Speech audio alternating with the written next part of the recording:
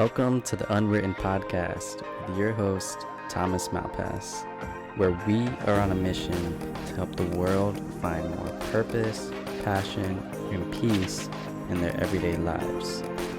Through deep conversations and connection, tune in because we are all on this journey of life together.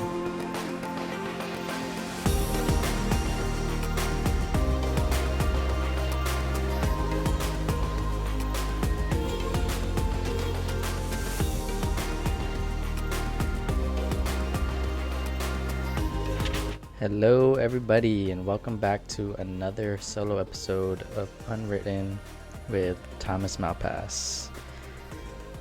In this episode, I'm going to go over why toxic relationships are holding you back. Since Valentine's Day is around the corner, I wanted to talk more about relationships and how they can impact your health and well-being, and if you're in a toxic relationship, what you can do to either stay in it and grow and develop and heal that toxic relationship, or whether you decide to leave because either one of you just can't take it anymore and you need that peace.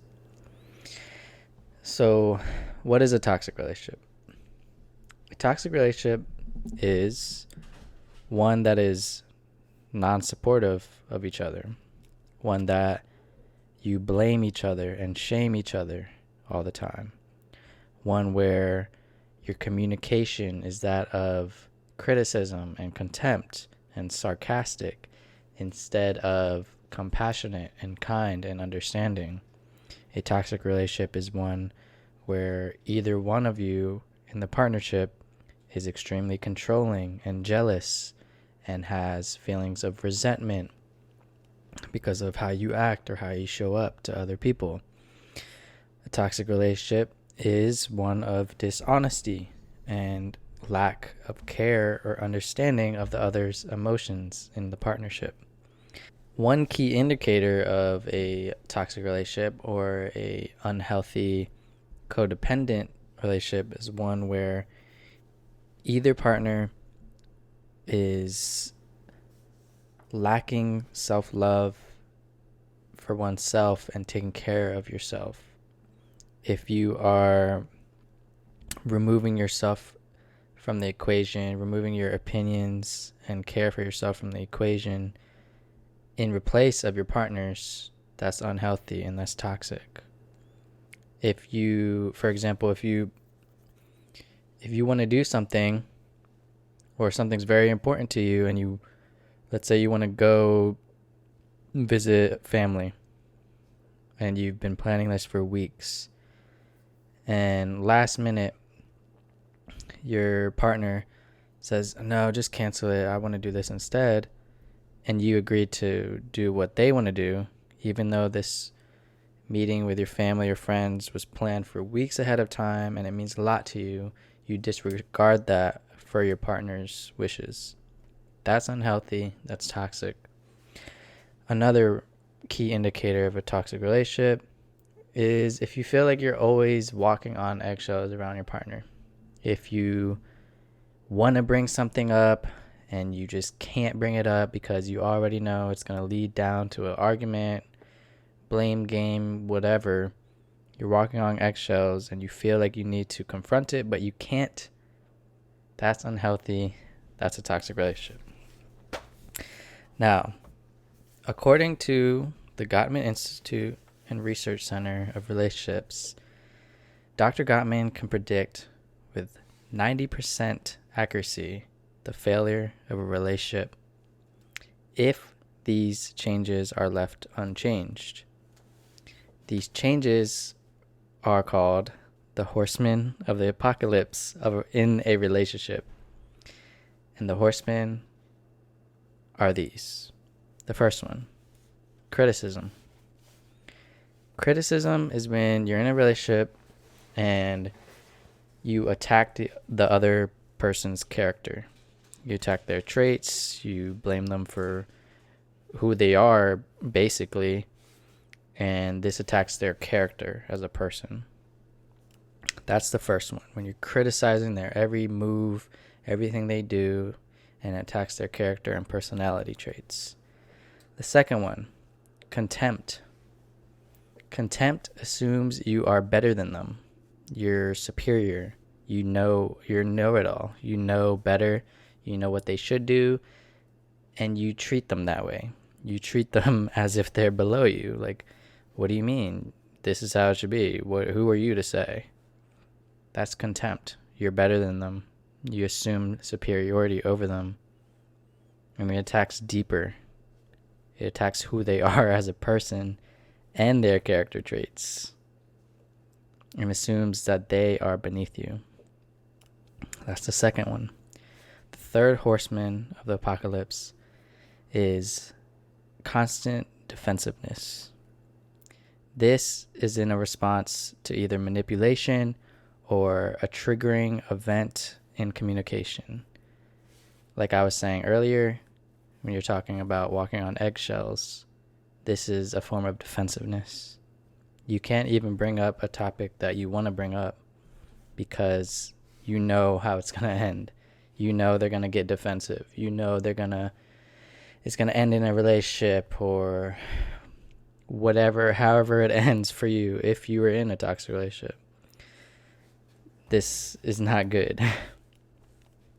And the last horseman of the apocalypse that can predict with 90% accuracy, if left unchanged, is stonewalling. Stonewalling is basically ghosting. If you don't live with each other, it's ghosting. If you do live with each other, it's withdrawal, lack of communication, or if you're trying to confront them, they just don't talk and they just leave, or whatever it may be. That's stonewalling. Now, it's not to say that your relationship is guaranteed to end. It's only 90%, and it's only if it's left unchanged. So these are the ways you can heal your relationship if you want to. And it starts with accepting responsibility and investing in time with each other mutually. You both have to mutually want to stay in the relationship together. If you don't, if it's one-sided, then you need to start second-guessing your relationship. You need to start taking care of yourself. But the first way, in response to criticism, is a gentle reminder and opener to be genuine and respectful, and to use I statements instead of you statements, and a way to express your positive emotions and feelings for each other. That's in response to criticism. Instead of criticism, use genuine, authentic, and respectful I statements about how you feel instead of criticizing them. Number 2, instead of contempt, assuming superiority over somebody, appreciate them and be grateful for any positive interactions, no matter how small, that they have done for you. For example, if they take out the trash and you've always been taking out the trash and they do it one time, tell them, I appreciate when you're taking out the trash, and be genuine and authentic, and continue to do this over time. Instead of assuming you're better than them, just appreciate the small things that they do for you. Appreciate that they're there. Appreciate that they're even there for you, and they have to deal with whatever you have to deal with. Number 3, in response to defensiveness, you have to, instead of being defensive and automatically going to manipulation or walking on eggshells, you start to accept this responsibility. You accept whatever you're defensive about, and you start to apologize for any wrongdoing that you may have had in the past that you haven't accepted yet. Somebody who doesn't accept responsibility will never grow. If you don't accept the fact that you did something wrong and apologize for it, you're not going to fix it. So being defensive and walking on eggshells with somebody who's just trying to have a conversation and confront something that they're dealing with that they want to talk about. They want to talk about this. Yes, it may take some time, but you have to talk about it, and you have to accept any responsibility you've had in the whatever confrontation you're dealing with. And lastly, in response to stonewalling, i.e. withdrawing, ghosting, lack of communication, and just being distant, if either or of you are doing this, at least start to practice self-care, self-awareness, and compassion and reflection. If the other partner is doing it, start taking care of yourself. Use this time to take care of yourself, reflect, and assess the situation for what it really is. If someone is stonewalling, you can't just keep confronting them and go back into this horseman of the apocalypse of relationships cycle. If somebody is stonewalling, take that time that they're stonewalling you. You know they don't want to talk. You know they may need time. Take that time to practice self-care, self-love, do things that you love to do, hang out with people you've wanted to hang out with, and start to take care of yourself. If you can do all of these, the relationship can last. If the relationship is worth keeping and you are experiencing these horsemen of the apocalypse, then mutually work on it together. It's a partnership for a reason. It's not a one-sided codependent partnership. It's a partnership. It requires both of you to work on it mutually. And if you've reached the point where either one of you don't want to work on it anymore, then it's probably time to walk away.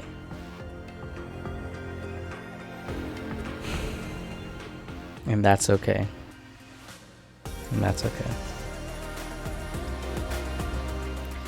I hope you like this episode, guys, and I hope you're practicing love for yourself every day, no matter what situation you are in.